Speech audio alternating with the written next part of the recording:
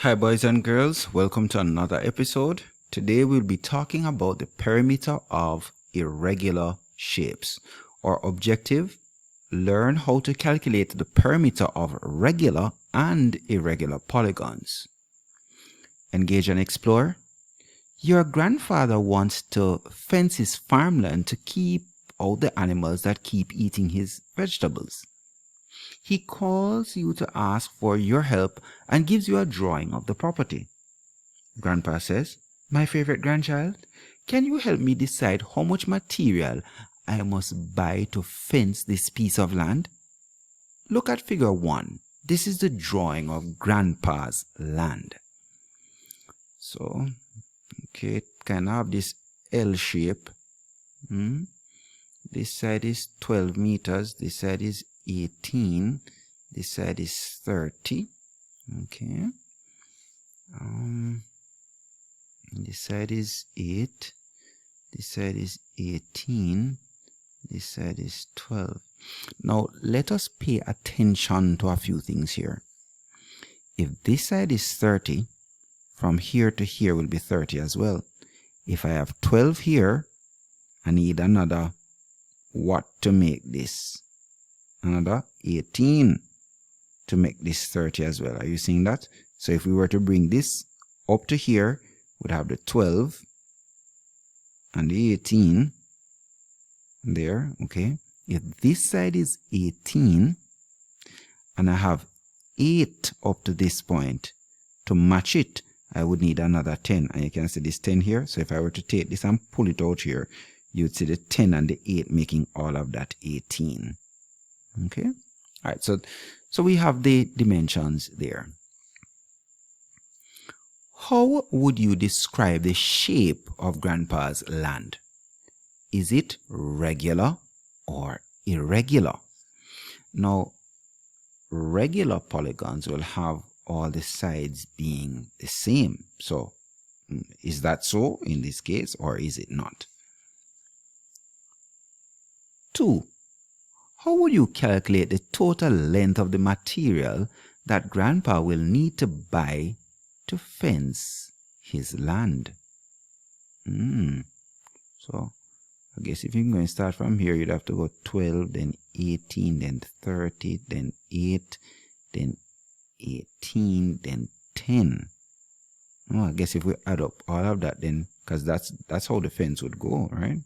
It would go all the way around this shape. Okay. How much material would you tell Grandpa to buy? 4. If the material costs $100 for every meter, how much money would Grandpa spend to build the fence? And in your answer, I want you to tell me how much money he would spend to build the fence for this particular plot of land. All right. Perimeter. A perimeter can be defined as the path or boundary that outlines a shape. We measure perimeter by finding the total distance around the boundary of a shape. We calculate the perimeter of a shape by adding up all the lengths of the sides. Here's a little song to help you remember. Sing this to the tune, "The Farmer in the Dell." Okay, and here we have it. And maybe somebody can sing this song better than I can, so you can do the song for us in your response. So the perimeter is around, the perimeter is around. Oh, don't you know the perimeter is around? We add up all the sides, we add up all the sides. Oh, don't you know? We add up all the sides. All right. Regular and irregular shapes. Okay, here we have regular shapes have sides that are all equal. For example, a square. Irregular shapes have sides of different lengths. We said that before. Let's go. Finding the perimeter of an irregular shape. To find the perimeter of an irregular shape, you simply add up the lengths of the sides. The total length of all the sides will give you the total distance around same. Just remember that for perimeter, we add up all the sides. Look at a few examples. Here we have find the perimeter of the shape below. So we have the shape here. Check to make sure that length of all the sides are given. So we have 9, then 15, then 5, then 10, then 5 here and 5 there. Let's see. So if this is 10 up to here and it's 15, I need another 5. That's correct. If this is 9 and I have 5, I'd need another 4 here, but we don't. That's not stated. Okay, so if we were to do that, all right, so that's cool. So we have all the sides. All right, let's go now. So solution for this one would be 15 and 9 and 5 and 5 and 10 and another 5. That gives you 45 centimeters. Always remember to write the units as part of your answer. The number 49 would not be the complete answer to this question. All right, so not just 49, but 49 centimeters. Let's look at this now. Extend, find the perimeter of the shapes below. So we have 9. So 9 and 9 and 9 and 9 and 9 and 9 more. 1, 2, 3, 4, 5, 6. Or we could say 9 times 6. Alright. Let's look at this one. This would be regular because the sides are all the same. These are irregular. Oh, look at this. Look at this now. They said this is 45 and this is 30. This is 45. Oh, they have 10 here, so that means this would be 10. This is 35. So what is y going to be now? This is 35. Hold on. So if this is 10 and this is 10 down here and all of this is 30, then 10 and 10 would be 20. That means this inside piece would be 30 minus 10 minus another 10. Alright, we can work this out. So what would be the answer there? Alright, let's go with this one. And this one is in inches. So this is 21, this is 7, and this is 7. And down here is 11. Across here is 7. This is 11. So I guess this should be another 7 to match this. If it is equal, then 7 here and 21. There's another way of thinking about it, you know. We could say that if this is 21 and this is 7 here, and we have 7 here, because if we just take this line and bring it up here, we say 7 and 7 is 14. 14 from 21 will give us what this is. Okay?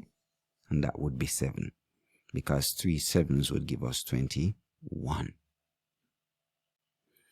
Alright, let's go through this last section here, and we want to see your responses for this. So after you do your little summary and so on, let's see what you have for this. So the evaluate section, find the perimeter of each of the following polygons. Find the perimeter of this one. So we have 4 here, 20. So what would this be? Okay, this is 8. So what would, and this is 8 here as well. Okay, so what's this little piece going to be? Do we need this piece though? No. Because if we're going around, we wouldn't cross this because this is a boundary. Okay, so we don't need that little piece. We're going to need to know what this piece is though. And here, and this part, this part, this part, we go around. So you see this part is open here. We don't need that because we're not going. So same thing for this one. All right. So remember, we're going all the way around.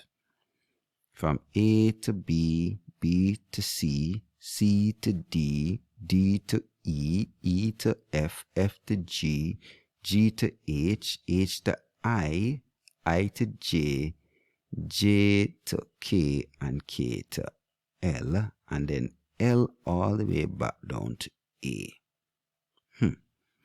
Let's go next shape. Guess this would be the same thing around this. Well, let's see what this says. Find the perimeter of the unknown, then calculate the perimeter. Okay. Next one. It says here, you have been asked to measure the perimeter of a swimming pool. I guess this is a swimming pool. The pool is in the shape of two rectangles. Okay. Rectangle 1 measures 20 feet long and 12 feet wide. Okay. Rectangle 2 is half the size of rectangle 1. Draw how you imagine the pool looks. Then calculate the perimeter of the pool. 4. Draw your own irregular polygon, measure the sides, and calculate the perimeter. So maybe this one doesn't have to do with this, as in number, this rectangle, these are not the same. Okay, so just solve your questions as presented, and that should be good enough for now. So again, this one doesn't appear to be related to question 3. Maybe just work this out on your own. Okay, so solve for this. So in this episode, we were looking at the perimeter of irregular shapes. Well, we did a few regular shapes, but remember now, our objective was to learn how to calculate the perimeter of regular and irregular polygons. So if at the end of the lesson, you're able to, 1, define perimeter, and then 2, you're able to find the perimeter of regular and irregular polygons, then we would have had a successful lesson. Take care, complete your responses, post them, and we'll be able to talk about them more.